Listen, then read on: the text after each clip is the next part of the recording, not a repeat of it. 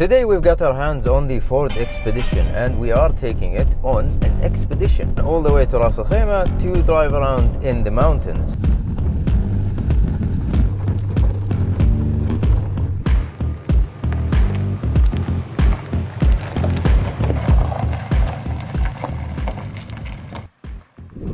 However, there is a bit of a complication because the forecast suggested that today is going to be cloudy and beautiful.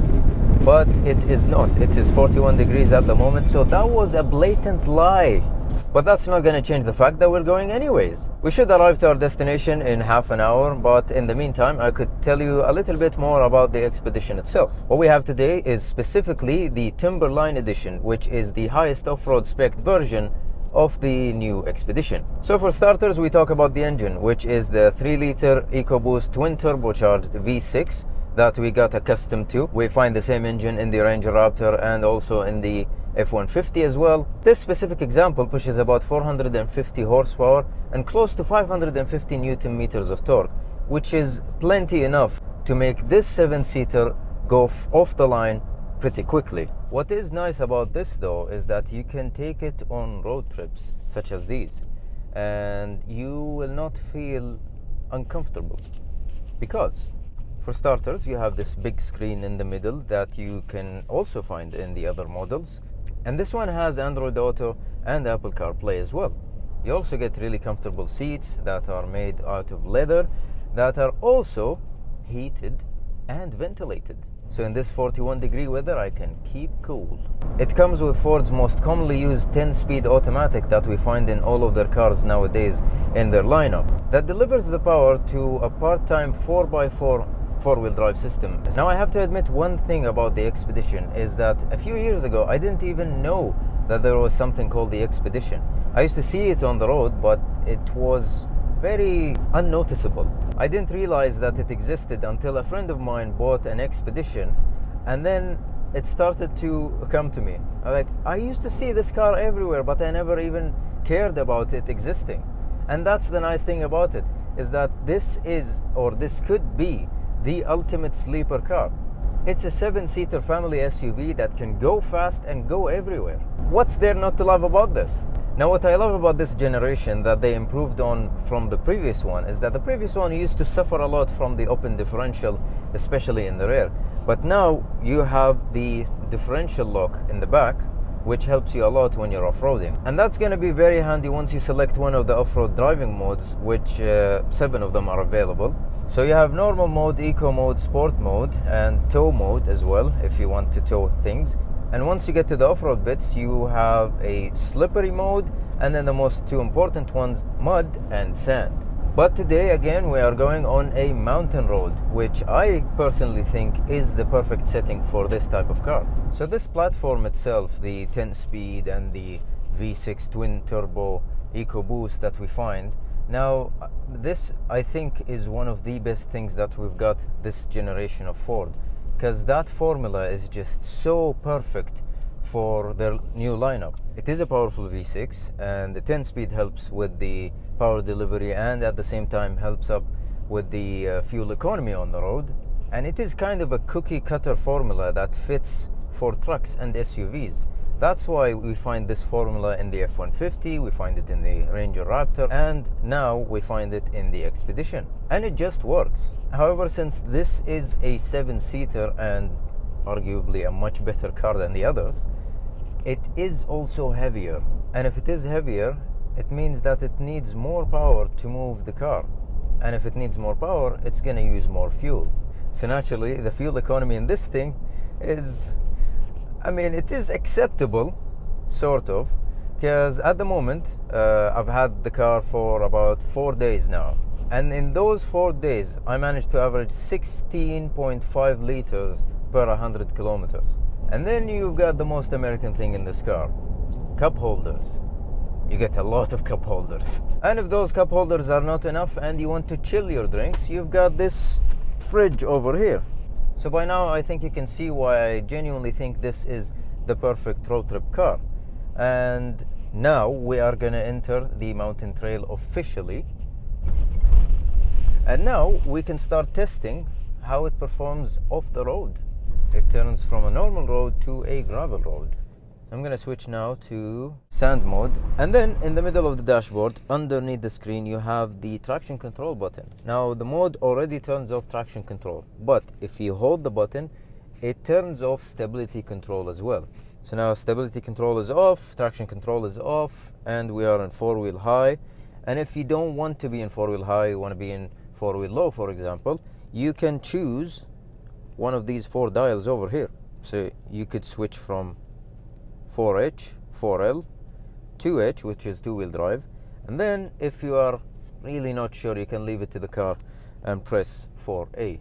Right above them you find the button to activate diff lock, which we really don't need at the moment, but if the need arises, it's right there. So let's go. Put it in drive, lower the handbrake, and off we go. Whoa. Okay. That right there is the city of Ras Al Khaimah. Oh, this part of the road is really rough. Let me tell you something about the plus and minus signs over here that you find next to the diff lock button. So you could use them to upshift and downshift when you're on normal modes, but when you are on sand mode, for example, or on mud mode, what you can do is that once you press on the minus button, it starts to take away gears from the gauge cluster. And what that does is that it's basically limiting the car to not upshift beyond whatever gear you choose. So for example, I don't want the car to go above 4th gear. So what I'm going to do is that I'm going to take away 10th, 9th, 8th, 7th, 6th, and 5th gear. And now the car will not upshift beyond 4th gear. This is a clever way of tackling the problem that a lot of off-roaders face, is when they need the power the most, the car starts to upshift if it's an automatic. So this is a pretty neat solution to it. So if I remember correctly, after about 2 or 3 kilometers of driving on this rough road, the road becomes better. So it turns into a gravel road that is comfortable. Well, comfortable, I mean, not exactly comfortable, but more comfortable than this. Oh wow, that is a beautiful looking village, just hidden in the middle of the mountains.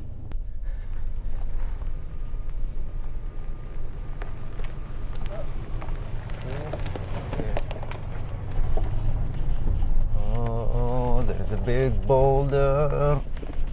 There's a big boulder over here. I need to take it slowly. This is a very technical place.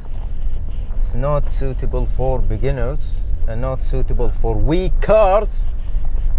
But here's the thing, I don't have a weak car today. Don't say that to an Albanian guy.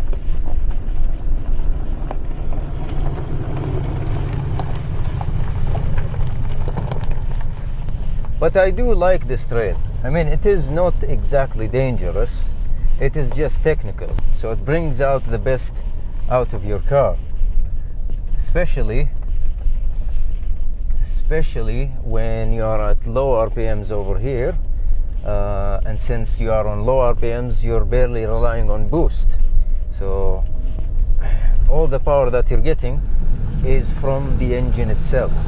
Alright, so apparently the navigation system can show you the elevation that which you are at the moment. We're at 880 meters at the moment. I mean, we don't need to go any further. The Expedition has proved itself to be more than capable, and frankly, I am running out of fuel, so I do need to head back down. Yes, this one. It turns into a right-hand hairpin.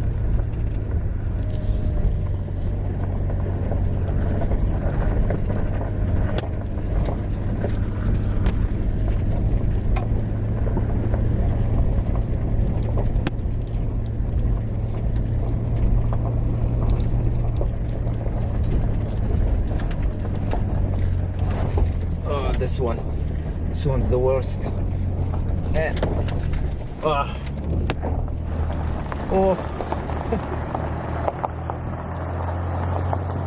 It's been a lot of fun on this technical course over here with the Expedition. It managed to tackle everything that I threw at its way, and now we're heading downhill, so it is a bit of a test for its brakes, but so far it is holding pretty well.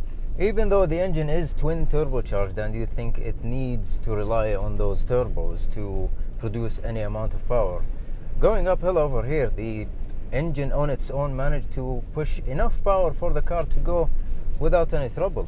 I don't think I've ever gone above maybe 30 or 40% of the throttle going uphill. So it goes to show you how powerful it is. The suspension has taken a lot of beating and still is, by the way, and it didn't give up. And honestly, it's not harsh at all. Like, yes, there are some bumps here and there and you can see me wobbling around, but it does not hurt my back, so that's a plus. Of course, the Wrangler all-terrain tires do help out immensely in such situations. Now all there is to it is just to head back home, give it a proper wash and give it back to Ford.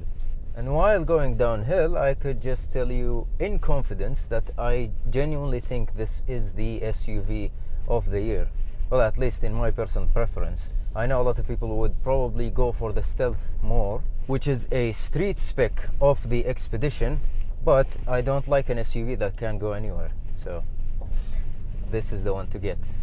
But as always, we do need to hear your own opinions, so let us know down in the comments, what do you think of the Expedition and specifically the Timberline edition? Leave your thoughts down in the comments below, give us a like if you like this episode, don't forget to subscribe and check out YallaMotor.com. Thanks for watching.